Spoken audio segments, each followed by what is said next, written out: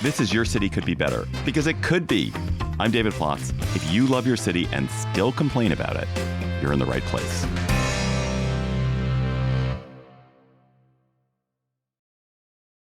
It is the semi-quincentennial this weekend, and if there is anything that America's founding fathers agreed on, it was the importance of trivia. The Minutemen, of course, were so named because you had to be able to list 23 towns in Massachusetts in a minute in order to join. The Bill of Rights logjam at the Constitutional Convention was broken when Alexander Hamilton beat James Madison in a game of Founders Feud.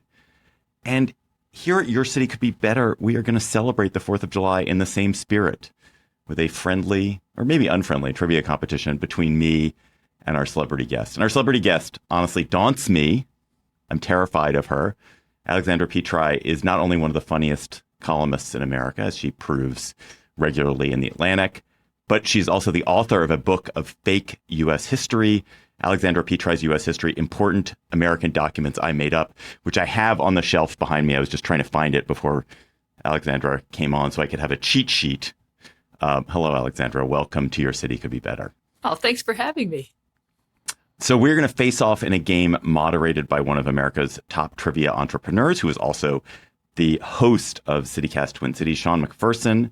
Sean is the co-founder of Trivia Mafia, the Midwest's largest trivia business, whatever that means. Hello. Hello, Sean. What does that mean? I love the intro that it's whatever that. Alexander wrote a book. You didn't say whatever that means. Yeah, whatever that is. Pages bound, I guess, together. No. Yeah, but it takes a little more explaining. 19 years ago, I started a trivia night with my friend Chuck, and has grown into this big business. We have over 250 trivia nights a week with a staff of people who write questions, but also a staff of people who go out and read these questions at bars. And it's been a spectacular part of my life. I'm now hands off and focused on CityCast Twin Cities, but I'm so proud of what I've done with Trivia Mafia, and I'm glad I get to run some trivia for y'all. Oh, man. I'm like, oh, no, these are going to be real facts. I'm used to fake facts. So. Yeah, there'll be some facts, there'll be some fun, and it's all loosely related to America in celebration of the 4th of July. And I have 4 rounds of trivia prepared for David and Alexandra today. And here are the categories. Now, the first category is the Declaration of the Declaration of Independence. Categories 2 and 3 are CityCast road trips. So that means the answers are going to be cities that CityCast is active in today, which means that David probably has a profound advantage in those particular categories. And then the final round is Great Americans Who Share a Name. So those are the 4 rounds we're doing. And we're going to be using the Your Name is Your Buzzer method. So when you know the answer, say Alexandra when you're ready to answer, or David, say David when you're ready to answer. Say your name, and then I'll call on you to share the answer. If you get the answer correct, you get a point. There is not an opportunity to steal. So if the person gets it wrong, I'll just share the answer, or the other person can share the answer for pride, but there's no points. And the winner is going to be determined not by who got more questions correct, but who won more rounds. So if you win the same amount of rounds, if you both win 2 rounds, I do have some numerically based tiebreakers prepared, but otherwise, that's the table. That's the plan. David and Alexandra, are you ready for the Declaration of Independence? Yeah. Before we start, I learned the most amazing fact. Can I start with one trivia question? Because if I don't share this trivia question, it'll sit in my head and I won't be able to think. So I learned there is one and only one American president who did not speak English as his native language. Do you know who it is? Yeah, Martin Van Buren. Yeah. The one, the only, old Kinderhook. Yeah. I just learned this yesterday. And he spoke Dutch, right? That's what he grew up speaking? Yeah. Oh, man, you guys are going to kill me. Well, if it's all Martin Van Buren questions, then I'm ready. But Round 5 is MVB. No, we are doing the Declaration of Independence. Here is question number 1. The first confirmed public readings of the Declaration of Independence took place on July 8th, 1776. The readings took place in Easton and Philadelphia, Pennsylvania, as well as a city that would serve as the capital of the United States for 53 days in 1784. Name that city. Alexandra, what is your guess? I'm going to say New York City. That has served as the capital, but I believe that predated Philadelphia, not postdated. So no points for that. The correct answer is Trenton, New Jersey. Trenton, New Jersey was the capital for 53 days. Here's question number 2 of the Declaration of Independence. A 47-page pamphlet released on January 10th of 1776 was instrumental in swaying public opinion toward favoring independence from Great Britain. The pamphlet was released anonymously, but is now attributed to what English-born founding father? Plotz. All right, David, we are ready. Because he's so good at pamphlets, I'm just going to say Tom Paine. That is correct. Yeah. You must say like as a personal friend. Good old Tom Paine. I've only ever heard of as Thomas Paine. Yeah, to me, he's Tom. Yeah. He was, I think, a notoriously unpleasant person. I think that I remember A real learning pain, that. if you will. Yeah. No points for jokes. So I cannot give you a point for that one, Alexandra. Here is question number 3 of the round. John Trumbull's painting, The Declaration of Independence, has become the standard depiction of the famous signing. On what denomination of money can you find a reproduction of that painting? Plotz. We're ready, David. The $2 bill. That is correct. Here is another question. The first translation of the Declaration was published July 9th, 1776 in Philadelphia. What language was the Declaration first translated into? Petri. I'm ready, Alexandra. I'm going to say French. That is not correct. I'm so You're sorry. kidding me. What? German. Oh. It was first translated into German for Philadelphia communities. What were we doing? Oh, my God. Wow. This Strong one and is wrong. Okay. That was I'm tough. 0 for 0. That was tough. This is the final question of this round and is a little bit related to the Declaration of Independence. Benjamin Franklin would likely have had a larger hand in writing the Declaration of Independence, but he was sidelined at the time with a form of inflammatory arthritis. What is the better known Petri. name for? All right, Alexandra. Gout. Gout is correct. Yes. 1. Well done. That does mean that David wins this round Yep. because David had 2 correct and Alexandra had 1 correct. How is everybody feeling? You like the format? You comfortable? Oh, yeah. I mean, not really, but okay. Okay. So this one is called a CityCast road trip. Here's the situation in this. Every answer in this round will be the name of a CityCast city, meaning a city that we have a newsletter podcast going in. What is the second most populous state capital in the U.S.? Plotz. All right, David, what's your guess? Austin? That is correct. 1 point. Question number 2. What was the first state capital in the Confederacy to be taken by Union forces? Petri. Plotz. Oh. You go. Go ahead. Yeah, we're giving it to Petri. I'm going to say Nashville. That is correct. 1-1. Well done.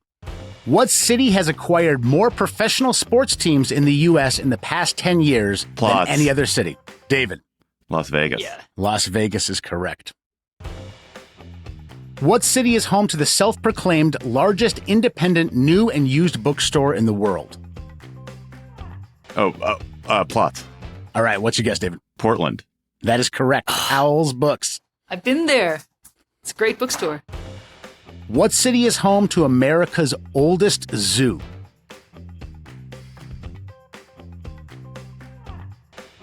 Petri. All right, what is your guess, Alexandra? I'm guessing Philadelphia. That is a good guess. Well done. 2 Is it points for right? Al. Yep, that's correct. Whoa. Yeah. I realize you shouldn't say that is a good guess after the correct answer. You should go, that is the Nice right try. answer. Here is the next question. What city in 1972 became the only city to decline the opportunity to host the Olympics after it was offered the Olympics? Oh, Alexandra. Salt Lake. No. I think it's Denver. I was going to guess Salt Lake then, but I think it's Denver. Okay, Yep. yeah. Yeah. That means that we have David taking this round as well with 3 correct answers to Alexandra's 2. The category is really unfair, though. I would like to put an asterisk on that category. I understand. And the final category steps away from this, but we did want to celebrate all the great CityCast cities. So I'm going to announce the CityCast cities that remain on the board, Alexandra, before we go into this next round. Okay. Okay. So we have Madison. We have Minneapolis. We have Salt Lake City. We have Pittsburgh. We have DC. And I think I already said Seattle, but Seattle is also on the list.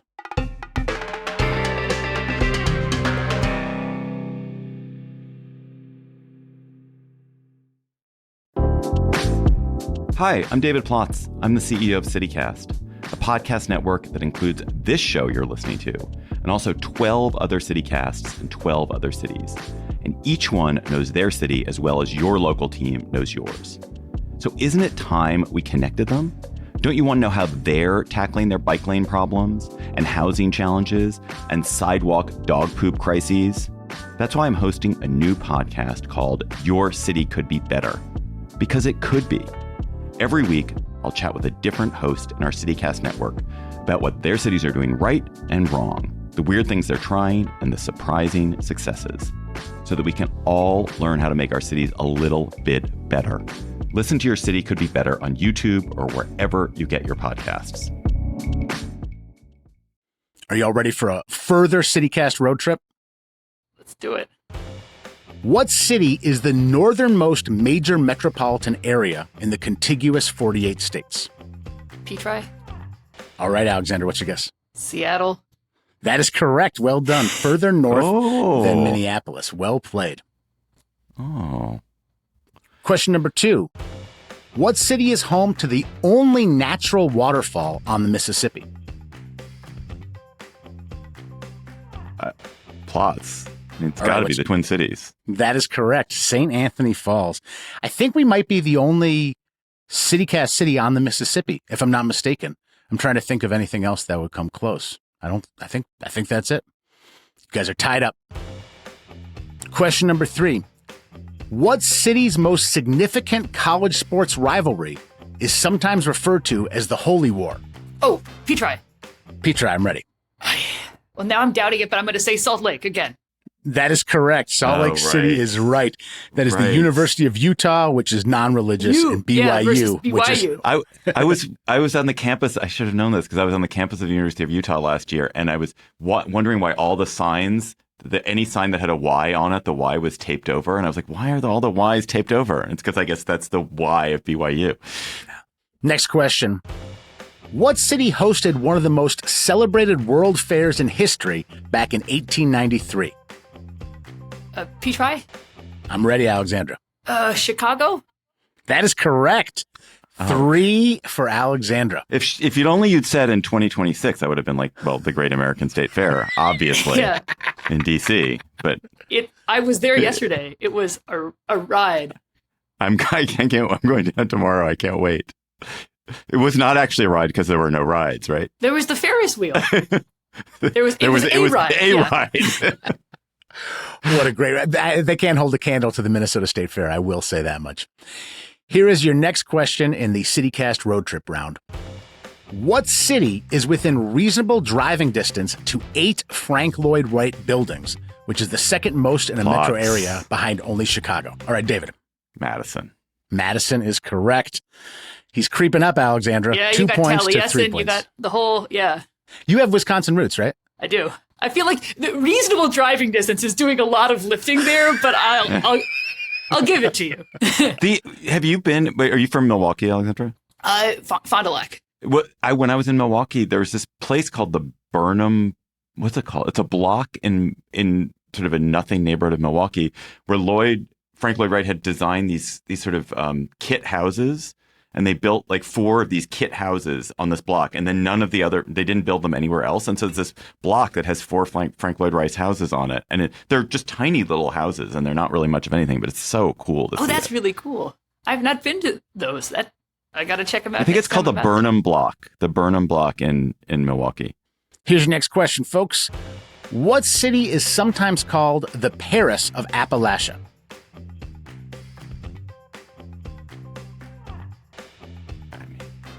Plots, I guess it's Pittsburgh. That is correct.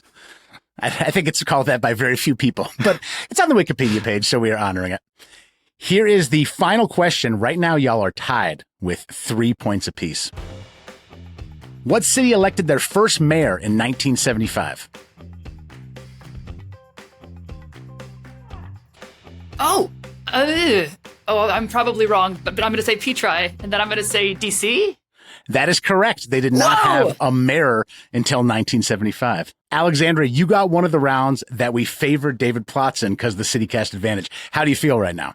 Oh, I'm a little bit relieved because I was worried I was just going to be completely swept. So I'm glad I'm not being completely swept. We have a competition on our hands because if we want to, I'd love to see Alexandra win this next round and then we'll have a tiebreaker. But if David does win this final round, then the game is over. Nixon 5, baby.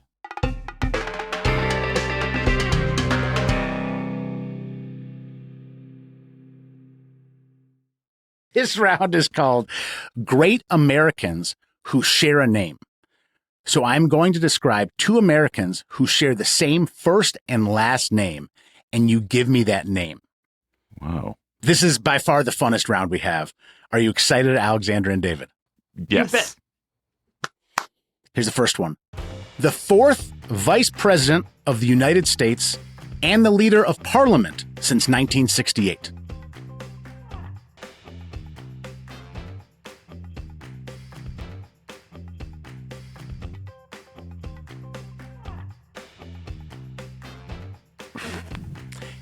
Plotz. Okay, we're ready. James Monroe. I'm just going to guess that Monroe was Madison's vice president. No. Okay. This person also had a dual role as the leader of Funkadelic, George Clinton. George Clinton has been the leader of Parliament since 1968 and was the 4th vice president. I was thinking of the wrong Parliament. And I was like, we didn't have a vice president named Prime Minister. What are you talking about? But that's on me. Here comes the next one. An actor celebrated for his collaborations with Ryan Coogler and the wealthiest athlete of all time. Petri, go for it. Who is Michael Jordan? That is correct. Michael Jordan and Michael B. Jordan. Next one. The longest serving judge on American Idol and the replacement for Jermaine in 1975. Plotz. Go for it, David. Hey, I like you were going straight to Jeopardy. Who is Randy Jackson? That is correct. David, you got that one, so we are tied up. Here's the next one. The subject of a #1 hit for Kim Carnes in 1981 and a legendary funk vocalist famous for her racy song, He Was a Big Freak. Plotz. Go for it. Betty Davis? Betty Davis is correct. The funk vocalist Betty Davis and the actor Betty Davis. Final question. Is that possible? Ooh, okay. The filmmaker famous for writing and starring in Swingers and the speechwriter and co-founder of Crooked Media. Oh, Petri, we're ready. Jon Favreau. That is right. That means we have a tie for this round. So first we have to settle that, and then we'll go to the tiebreaker. It's like multiple tiebreakers. Multiple tiebreakers. Okay. Wouldn't it have been funny if that Jon Favreau was the same person? It took me a while to realize it wasn't the same person. I thought Randy Jackson was the same Randy Jackson, like who joined the Jackson 5. Yeah, definitely and I was thought that. wrong about that. Yeah. So for our numerically based questions, you want to get as close as you can, whether you go over or under. It's whoever gets closest. And by an arbitrary coin flip, we'll let Alexandra guess second on this one and David guess first. And this is to figure out who wins round 4. And again, there's no worry about you going over or under, Alexandra. It just, you want to get as close as you can, and then David wants to get as close as he can after that. How tall is Michael Jordan? 6'6". All Which right. Michael Jordan? I did not say B, not Michael Bartholomew Jordan. How tall is Michael Jordan, Alexandra? I'm going to say 6'8". 6'8". David was on the nose. He is 6'6". So that means that David wins that round. And that also means the game. He is the champion. Your city could be better, but David Plotz could not be better at this trivia game because he aced it. So well done, David.